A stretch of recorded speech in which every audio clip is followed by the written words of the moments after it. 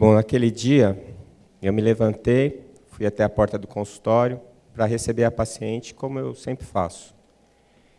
E quando ela apareceu, eu estendi a minha mão para cumprimentá-la, como eu sempre faço. E, casualmente, usei a expressão que todos nós usamos quando cumprimentamos alguém. Tudo bem? E aí, tudo bem?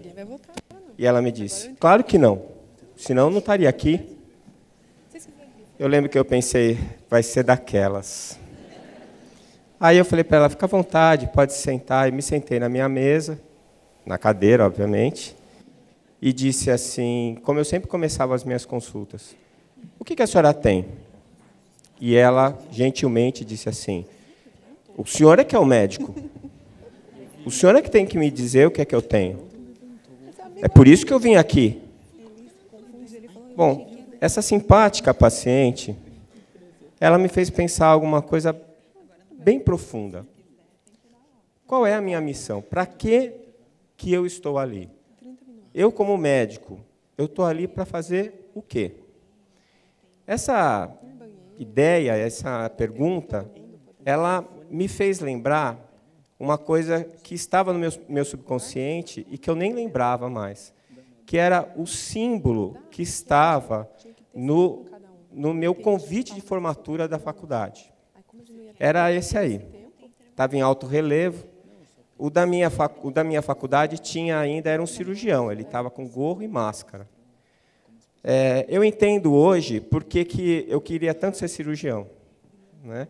Além de ser alto, bonito e forte, segurando uma mulher nua num lado, linda, quase aos seus pés, e afastando a morte, né? É uma figura heróica e que trazia no seu bojo a missão que me foi dada, salvar e curar.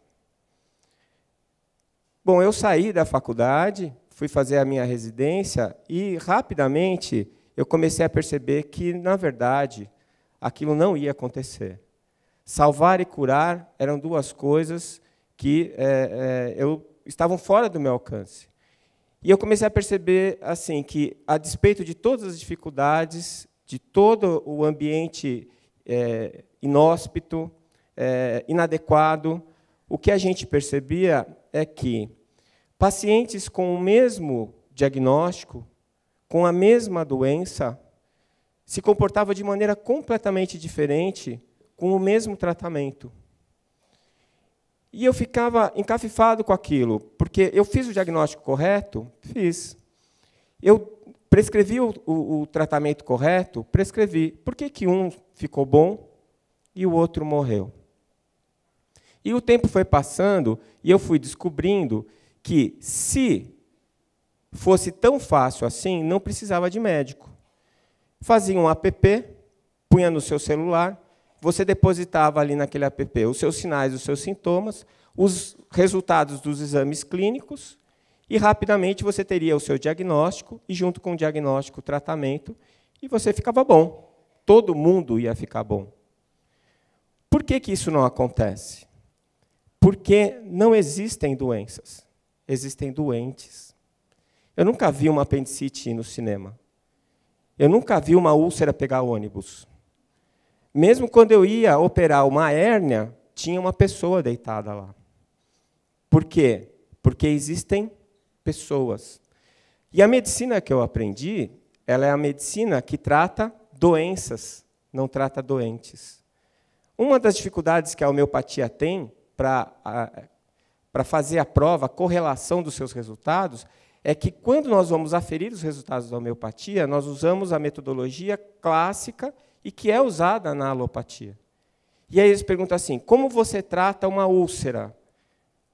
E o homeopata não trata a úlcera, ele trata a pessoa que tem úlcera. Ele não dá o mesmo remédio para a mesma doença, porque são pessoas diferentes. Então, como é que a gente fica agora? Porque fazem 30 anos que eu faço diagnósticos e tratamentos de doenças. O que eu parei para pensar é que, em vez de eu fazer o diagnóstico da doença simplesmente, eu precisava começar a fazer o diagnóstico da pessoa. Eu precisava ver quem é que estava lá. E se eu entendesse a pessoa, eu ia entender por que ela tinha aquela doença. A doença vira um rótulo. E a gente cria esse rótulo e dá para o paciente. E eles saem bem satisfeitos do consultório com o rótulo. E às vezes ostentam com orgulho. Não é? Eu tenho tal doença. Não é? E se você se atrever a dizer que não é, ele fica ofendido. Então, o que fazer? Não é? Como é que eu posso resolver esse problema? Muito bem. Se eu acho que a minha tarefa é salvar e curar, eu vou ter sucesso numa porcentagem muito baixa dos casos. Eu não vou conseguir fazer com que as pessoas se salvem e se curem, porque, em verdade, elas é que se curam. Elas é que se salvam. E o meu papel lá, qual que é? É de ajudar. O meu papel é de auxiliar. Então, se eu trocar o salvar e curar pelo auxiliar e amparar, eu vou ter 100% de sucesso. Porque eu sempre posso auxiliar e amparar, mas eu nem sempre consigo curar. Então, eu descobri que nós estávamos com o foco errado. O foco, o objetivo e a missão não eram exatamente aquelas. E como que eu posso conhecer o meu paciente? Rubem Alves disse certa vez que no mundo existiam muitos cursos de oratória e nenhum de escutatória. Para eu conhecer o outro, eu preciso ouvi-lo. Um trabalho americano mostrou que, numa consulta médica rotineira, o paciente ele fala por 16 segundos. E depois de 16 segundos, o médico já começa as perguntas. Lá onde eu dou aula, na universidade em Campo Grande, na Uniderp, eu dou aula no primeiro semestre do curso de medicina e a gente dá para eles um curso de escutatória. A gente usa uma técnica que é chamada de texto experiencial, em que eles têm que ouvir o paciente por pelo menos meia hora e depois escrever um texto como se eles fossem o paciente.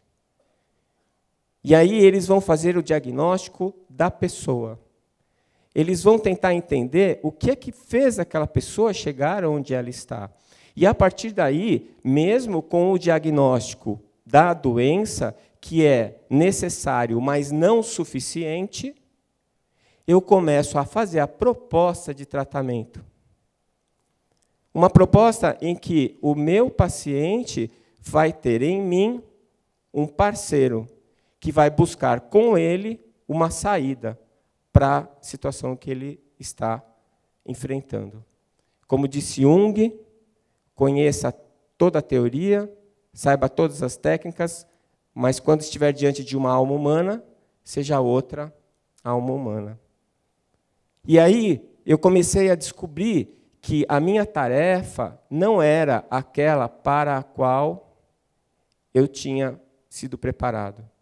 Aquela técnica, a teoria, todo o meu conhecimento como médico, como cirurgião, ele era para auxiliar o meu paciente, para ajudá-lo, para que ele pudesse encontrar a cura. Afinal de contas, o próprio Jesus admitia que não curava ninguém. E quando acontecia a cura, ele afirmava: a tua fé te curou. Vá e não erres mais, porque pecar é errar o alvo. Então isso mudou, e esta mudança me trouxe um benefício gigante. Por quê? Porque eu tirei das minhas costas o peso de uma missão que eu nunca seria capaz de cumprir. E eu percebi que, dentro da universidade, a formação que eu recebi não era uma formação escolhida pelos acadêmicos. As universidades, elas formam os médicos que a sociedade pede para elas.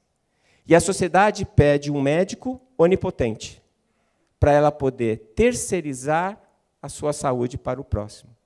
Você resolve o meu problema. Eu vim aqui porque é você que é o médico. Você tem que me dizer o que está acontecendo. Não é. Ela é que está vivendo. Ela é que tem que me contar. Tenho para mim que aquela paciente confundiu o médico com o médium. Eu não tinha como saber o que ela tinha antes dela me contar o que ela tinha. E eu decidi que eu ia passar a ter uma atitude diferente. Por quê?